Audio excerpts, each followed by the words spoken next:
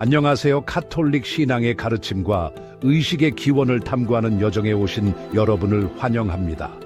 2000년이 넘는 시간 동안 카톨릭교는 세계적인 종교로 자리 잡았고, 그 전통은 마치 인도의 결혼식에서 바지를 씹는 풍습처럼 여러 나라의 문화 깊숙이 세우며 들었습니다.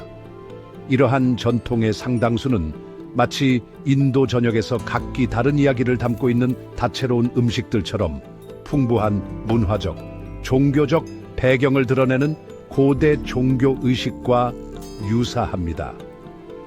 마치 우리 지역의 전통 음악이나 디왈리와 같은 풍습에 대해 배우듯이 카톨릭교를 형성해 온 역사적, 문화적 영향을 살펴봄으로써 이 영속적인 유산을 더욱 잘 이해할 수 있습니다. 기독교 이전 시대부터 태양은 많은 고대 문화에서 숭배의 대상이었습니다. 마치 이집트의 라신이나 잉카의 인티처럼 말이죠. 로마인들은 정복할 수 없는 태양, 즉 태양신을 위해 한 날을 정해 놓았는데, 그날이 바로 다이디에소이스. 오늘은 타나순 나라사리 열리에까 일요일 도쇼와 일요일이 아이입니다. 기독교가 로마 제국에 전파되면서 많은 로마의 전통들이 기독교에 흡수되고 변형되었습니다. 마치 뚝배기처럼 여러 문화가 한데 어우러진 것이죠. 한때 태양 숭배를 위해 바쳐졌던 일요일은 이제 하나님의 아들 예수의 부활과 새로운 한 주의 시작을 기념하는 날이 되었습니다. 즉, 일요일은 영적인 안식일이 된 것이죠. 예수님께서 동정녀 마리아에게서 탄생하신 이야기는 기독교 신앙의 핵심입니다. 그런데 신성한 존재가 동정녀에게서 태어난다는 이야기는 기독교만의 독특한 이야기가 아닙니다. 로물루스와 레무스 신화를 기억하시나요? 마치 단군 신화 차서마차으름 하즈마 어리수리리 정조 이집트, 페르시아, 그리스 등 고대 문화에는 신들의 기적적인 탄생에 대한 이야기가 있습니다. 호루스, 미트라, 이들은 단지 몇 가지 예일 뿐입니다. 즉, 예수님의 동정녀 탄생 이야기는 인류가 신성과 맺는 관계, 그리고 삶의 의미를 찾는 더 큰 이야기의 일부로 볼 수 있습니다.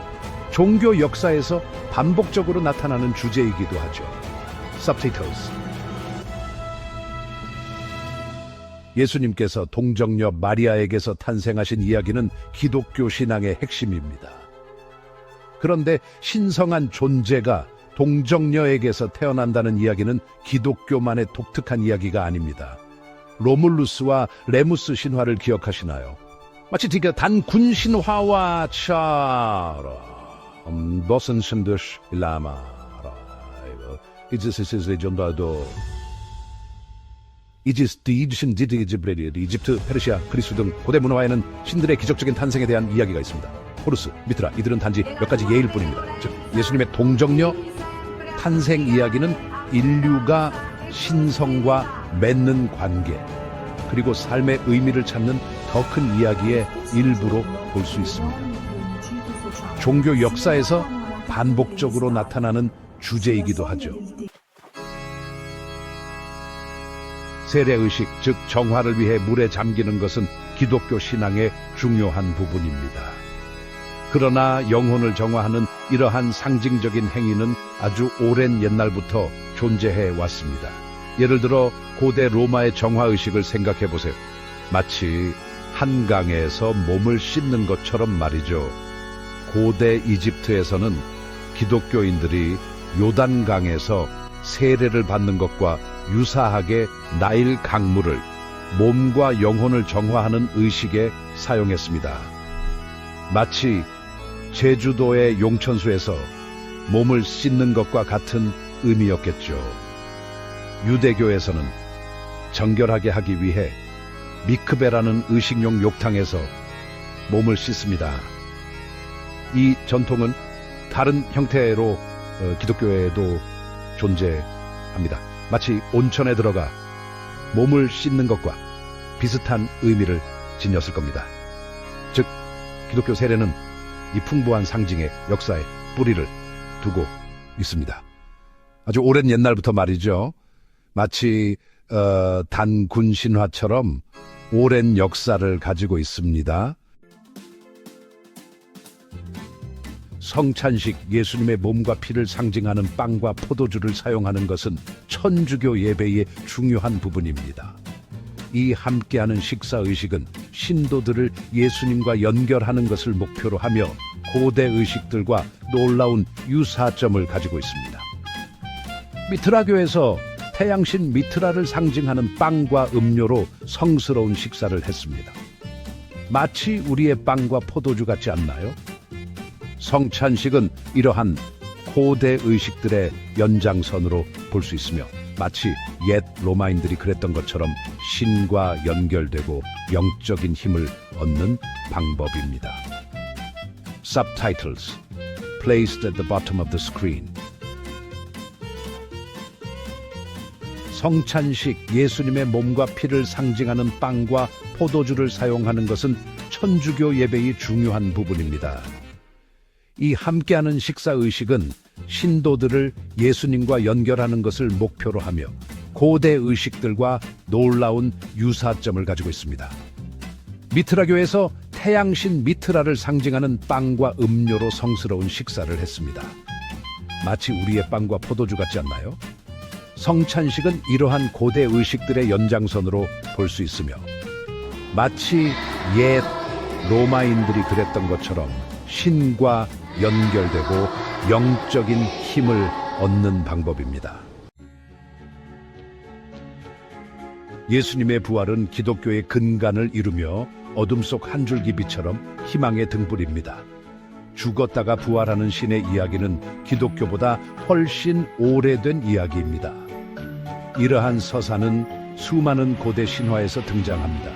예를 들어 페르세포네의 이야기나 이집트의 오시리스 신화처럼 말이죠. 이집트 신 오시리스는 그의 형제 세트에게 살해당하지만 그의 아내 이시스에 의해 죽은 자들을 심판하기 위해 부활합니다. 예수님의 부활은 이러한 고대 원형을 반영하며 마치 백지장도 맞들면 낫다는 속담처럼 하나의 목표를 위해 함께하는 사람들처럼 다양한 문화를 아우르는 희망의 메시지를 전달합니다.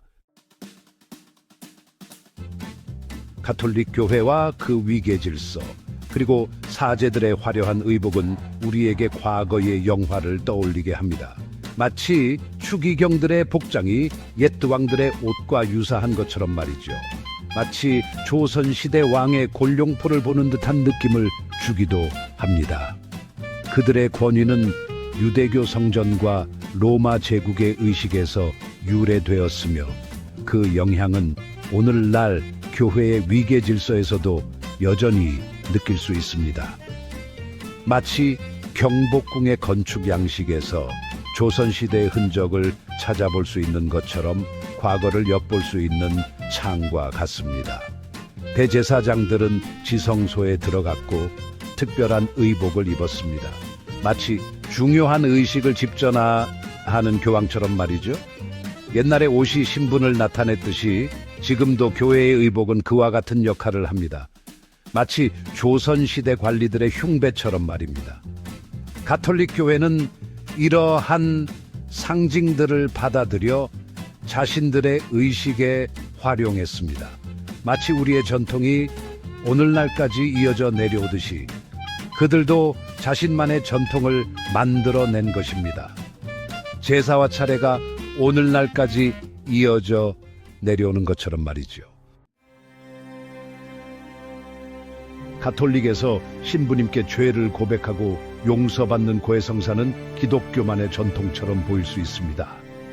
하지만 영적인 권위를 가진 인물에게 죄를 고백하는 의식은 기독교보다 훨씬 오래전부터 존재했습니다. 고대 이집트에서는 사람들이 신과 인간 사이의 중재자 역할을 하는 사제에게 죄를 고백했습니다. 예를 들어 사후세계로 가는 여정에서 부정의 고백을 낭독하는 의식이 있었습니다. 즉, 가톨릭 고해 성사는 기독교 교리에 기반을 두고 있지만 고대 정화 의식을 반영하며 영적인 정화와 새로움을 향한 인류의 보편적인 갈망을 보여줍니다. 향긋한 향냄새, 은은하게 흔들리는 촛불, 이 모든 것들이 모든 가톨릭 성당 안에 존재하며 경건하고 평화로운 분위기를 자아냅니다. 수백 개의 촛불로 밝혀진 성 베드로 대성당이나 밀라노의 두오모 대성당을 떠올려보세요. 아니면은 브라질 아파레시다 국립 대성전에 놓인 촛불들을 생각해보세요. 마음의 평화와 희망을 가져다주는 느낌입니다. 마치 석굴암 본전물 앞에 놓인 촛불처럼 마음의 평화서 이바들 가지다 가지마도다 보지 주는 느낌이죠. 이러한 의식들은 기독교 시대보다 훨씬 이전부터 시작되었습니다. 고대 유대교 성전에서는 향을 신께 바치는 제물이자 기도를 전달하는 맥해체로 사용했습니다. 로마인들 또한 종교 의식의 향을 사용했습니다. 향기로운 연기가 기도를 하늘로 전달하고 세상과 신을 연결하는 다리 역할을 한다고 믿었죠. 가톨릭 교회는 이 전통을 이어받아 텀포다 후야 기도와 예배를 향과 빛으로 채우고 신비롭고 감동적인 분위기를 조성합니다. 이는 그레고리오 성가를 듣거나 안드레이 루블요프의 아름다운 성화에 감탄할 때 느끼는 감정처럼 사람들의 마음을 사로잡는 일종의 성스러운 예술과 같습니다. 마치 범패를 듣거나 단청을 볼 때 느끼는 감정처럼 말이죠.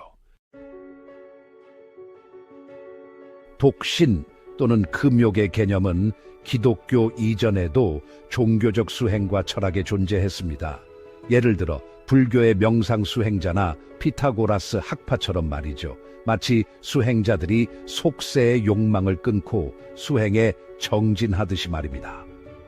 영적인 순수함을 위한 금욕은 기독교 전통만의 관습이 아닙니다. 천주교 사제의 독신은 고대 로마의 베스타 처녀들처럼 성스러움이 영적 성장과 연결된다는 생각을 반영합니다. 마치 신선처럼 신성함을 유지하는 것처럼요. 가톨릭 신앙에서 성인과 그들의 유물을 공경하는 것은 매우 중요한 전통입니다. 이러한 공경은 고대 그리스와 로마의 영웅 숭배를 떠올리게 합니다. 헤라클레스나 아킬레스 같은 신화 속 인물들을 생각해 보세요. 그리고 러시아 전통에는 알렉산드르 넵스키, 드미트리 돈스코이, 쿠즈마 미닌과 드미트리 포자르스키처럼 용기와 애국심의 상징으로 남아있는 인물들이 있습니다. 그리스 로마 시대에는 영웅들이 죽은 후 특히 사회에 큰 영향을 미친 영웅들은 거의 신처럼 숭배받았습니다. 가톨릭 교회는 하느님께 가까이 다가간 것으로 여겨지는 아시시의 성 프란치스코나 시에나의 성녀 카타리나 같은 인물들을 통해 이러한 전통을 이어받았습니다. 그들은 신자들에게 믿음과 헌신의 모범입니다. 마치 세라핌 사로프나 라도네즈의 성 세르기우스처럼 구원의 길을 보여주는 러시아의 헤라클레스라고 할 수 있겠습니다. 보세요, 성모 마리아는 가톨릭 전통에서 아주 중요한 인물입니다. 하지만 자애롭고 인자한 어머니신, 즉 성모의 개념은 기독교보다 훨씬 이전부터 존재했습니다. 이러한 여신들은 고대 신화 속 여러 문화에서 나타났습니다. 예를 들어 이집트의 이시스, 그리스의 데메테르와 페르세포네처럼 말이죠. 이들은 모두 성모 마리아처럼 다산, 자비, 여성의 힘을 상징했습니다. 마치 우리 마음속 깊이 자리 잡은 어머니의 모습처럼요.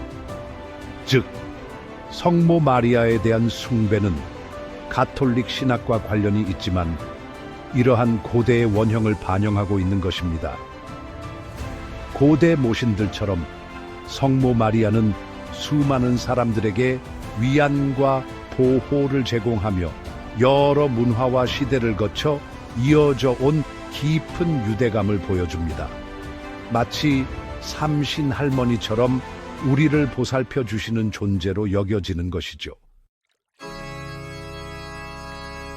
천주교 의식에서 세례부터 축성까지 성수의 사용은 기독교만의 관습처럼 보일 수 있습니다. 그러나 물에 대한 영적인 존중과 정화 및 보호를 위한 사용은 고대 문화에 깊이 뿌리내리고 있습니다. 예를 들어 로마 목욕탕은 단순히 몸을 씻는 곳이 아니라 영혼을 정화하는 장소였습니다. 인도의 겐지스강처럼 성스러운 강에서 가져온 물도 마찬가지입니다. 그리고 우리 슬라브 전통에서는 이반 쿠팔라 축제 때 이슬로 몸을 씻습니다. 바빌론 의식에서 물은 정화 의식에서 중요한 역할을 하며 영적인 불순물을 씻어내는 데 사용되었습니다. 마치 오늘날 브라질의 성수처럼 치유와 보호의 근원으로 여겨졌습니다. 마치 우리가 부활절에 축성하는 쿨리치빵처럼 말입니다. 사제가 축성한 성수는 이러한 고대 전통을 이어받아 영적 정화하여 신의 보호를 전처 법을 물리적으로 상기시켜줍니다. 서로 다른 시대와 문화를 잇는 아리아드네의 실처럼 성수는 우리에게 고대의 뿌리와 정화 및 보호에 대한 인류의 공통된 열망을 일깨워줍니다. 예수님의 탄생일인 12월 25일은 마치 임의로 정해진 날짜처럼 보일 수 있습니다. 그러나 이날은 새로운 시작과 재생을 기념하는 고대 로마의 동지 축제와 같은 시기에 해당합니다. 마치 사투르날리아 축제처럼 말이죠. 로마인들은 12월 중순에 농경의 신 사투르누스를 위한 축제인 사투르날리아를 즐겼습니다. 정말 신나는 축제였을 겁니다. 마치 석가탄신일 연등 행렬처럼 남녀노소 모두가 즐겼을 겁니다. 초기 교회는 이 날을 크리스마스로 정함으로써 세상에 비치신 예수님의 탄생을 이러한 고대 축제와 연결시켰습니다. 마치 이길 수 없다면 합류하라는 전략 같았죠. 설날의 떡국처럼 깊이 뿌리내린 전통이 된 것입니다. 부활절, 예수님의 부활을 기념하는 기독교에서 가장 중요한 축일입니다. 그런데 부활절 시기는 봄과 겹치고 죽음과 재생이라는 주제를 담고 있다는 점에서 그리스 신화의 페르세포네처럼 고대 봄 축제의 모습을 떠올리게 합니다. 마치 긴 겨울을 겪고 새 생명이 움트는 봄을 맞이하는 우리네 전통 풍습처럼 말이죠. 기독교 부활절은 예수님의 부활에 그 기반을 두고 있지만 이러한 고대의 주제들도 담고 있습니다. 새로운 생명을 상징하는 색색깔의 달걀은 고대 이교도 축제에서도 찾아볼 수 있습니다. 마치 봄에 새롭게 시작하는 우리네 전통 명절처럼 말입니다. 부활절에 물을 버리스 네텐스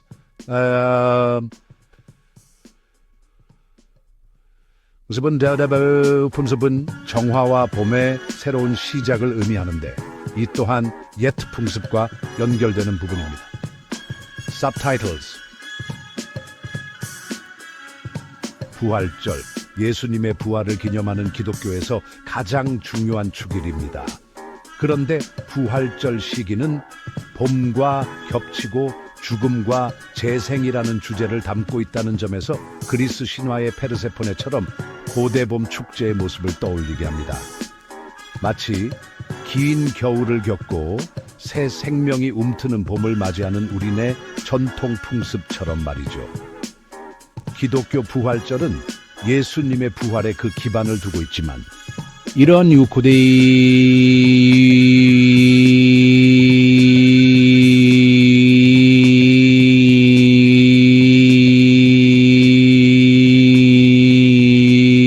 사파다 새로운 생명을 상징하는 색색깔의 달걀은 고대 이교도 축제에서도 찾아볼 수 있습니다. 마치 봄에 새롭게 시작하는 우리네 전통 명절처럼 말입니다. 부활절에 물을 뿌리는 풍습은 정화와 봄의 새로운 시작을 의미하는데 이 또한 옛 풍습과 연결되는 부분입니다. 이 묵주, 천주교 신자들이 기도를 셀 때 사용하는 이 묵주알은 마치 기독교만의 독특한 관습처럼 보일 수 있습니다. 하지만 기도를 위해 묵주알을 사용하는 것은 기독교보다 훨씬 오래된 전통이며 마치 윷놀이에서 점수를 기록하기 위해 막대기에 매듭을 묶는 것처럼 다양한 문화에서도 발견됩니다. 농담입니다. 하지만 정말로 이 관습은 아주 오래되었습니다. 힌두교에서는 180개의 묵주알로 이루어진 자파, 말라를 명상 중에 만트라를 셀 때 사용합니다. 묵주는 다른 종교의 유사한 관습처럼 기도에서 묵주알이 감각적인 도구로 사용되는 이러한 폭넓은 전통의 일부입니다.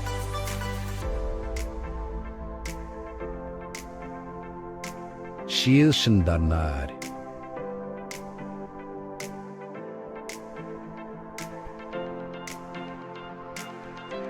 더 많은 라이선스를 구매하는 대신 스토리블록스를 이용해 주시기 바랍니다. 자막은 더 잘 보이도록 화면 아래에도 위치해야 합니다. 가톨릭에서 사람들이 기도와 명상을 위해 세상으로부터 떨어져 나와 생활하는 것을 수도 생활이라고 합니다. 언뜻 보기에는 기독교만의 독특한 관습처럼 보일 수 있습니다. 하지만 내면의 평화를 추구하려는 열망과 종교 활동에 헌신하는 공동체를 만들고자 하는 생각은 기독교 이전부터 존재해 왔습니다. 피타고라스나 안토니우스 대주교와 같은 성인들이 그 예입니다. 즉, 가톨릭 수도 생활은 기독교 교리에 기반을 두고 있지만 세속적인 것을 넘어 영적인 교감을 갈망하는 인간의 깊은 염원을 반영하는 것입니다. 마치 성 세르기우스 라도네즈스키나 성 세라핌 사롭스키가 가르쳤던 것처럼 말입니다.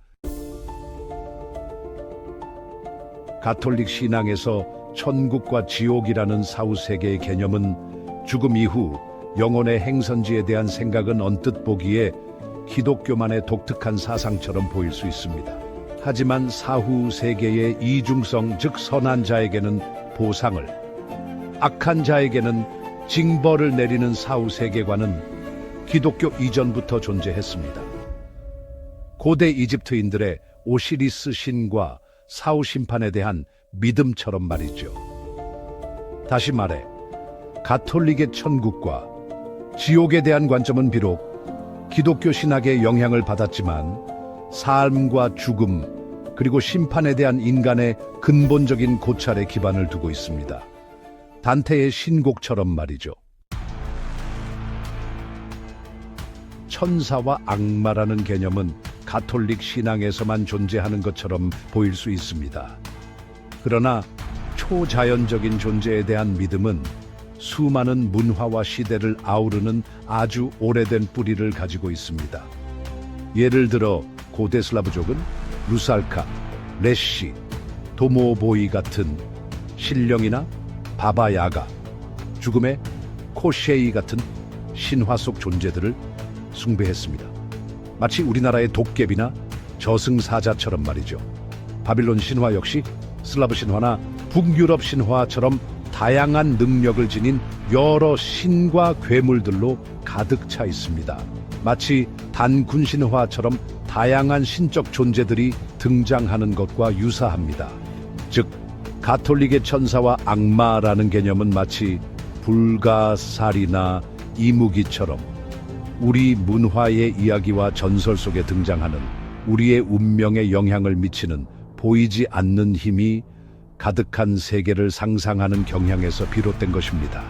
이것은 고대부터 현재까지 이어져 온 인간의 보편적인 성향입니다. 마치 우리 조상들이 산과 강, 바위에 신령이 깃들어 있다라고 믿었던 것처럼 말이죠. 천주교에서 믿는 최후의 심판, 즉 영혼들이 행한 대로 심판받는 날은 기독교만의 독특한 개념이 아닙니다. 사후 세계의 심판에 대한 믿음은 아주 오래전부터 존재해 왔습니다. 영혼들을 저승으로 인도하는 뱃사공, 카론이나 요루바, 신앙의 올로룬의 심판을 떠올려 보세요. 착한 아이들에게 선물을 주고 게으른 아이들에게 벌을 주는 산타 할아버지 이야기는 어떤가요? 이것은 같은 생각의 한국 버전이라고 할 수 있죠. 마치 저승사자와 같습니다. 고대 이집트인들은 죽은 자의 심장이 진실과 정의의 여신 마트의 깃털과 함께 저울에 달린다고 믿었습니다. 이것이 사후 세계에서 그들의 운명을 결정짓는 것이었죠. 미켈란젤로의 시스티나 성당 벽화와 같이 인상적인 묘사를 통해 표현되는 천주교의 최후의 심판은 현세를 넘어 정의와 책임에 대한 인류의 끊임없는 갈망을 보여줍니다. 기독교의 삼위일체 교리, 성부, 성자, 성령, 하나의 신 안에 세 위격이 존재한다는 개념은 상당히 복잡한 신학적 개념입니다. 그러나 세 가지 신성한 존재의 결합, 하나의 신성한 힘이 세 가지 다른 형태로 나타나는 이러한 생각은 고대 신앙에서도 찾아볼 수 있습니다. 고대 이집트에서는 오시리스, 이시스, 그리고 호루스의 삼신이 생명의 순환, 죽음과 부활을 상징했습니다. 마치 계절의 변화처럼 말이죠. 기독교의 삼위일체는 그 자체로 독특하지만 다양성 속의 통일성이라는 고대 사상을 이해하는 데에도 도움을 주며 우리가 살아가는 세상처럼 신을 복잡한 전체로 바라보는 시각을 제공합니다. 카톨릭 전통의 뿌리를 향한 여정에 함께 해주셔서 감사합니다. 마치 긴 세월을 엮어 만든 화려한 비당일처럼 우리의 여정은 깊은 역사의 발자취를 따라갑니다. 우리는 매혹적인 신앙의 테피스트리를 탐험하며 종교사의 풍요로움과 복잡성을 밝히는 연결고리를 발견했습니다. 마치 섬세한 고려 청자의 문양처럼 각각의 작은 조각들이 전체의 아름다움을 만들어냅니다.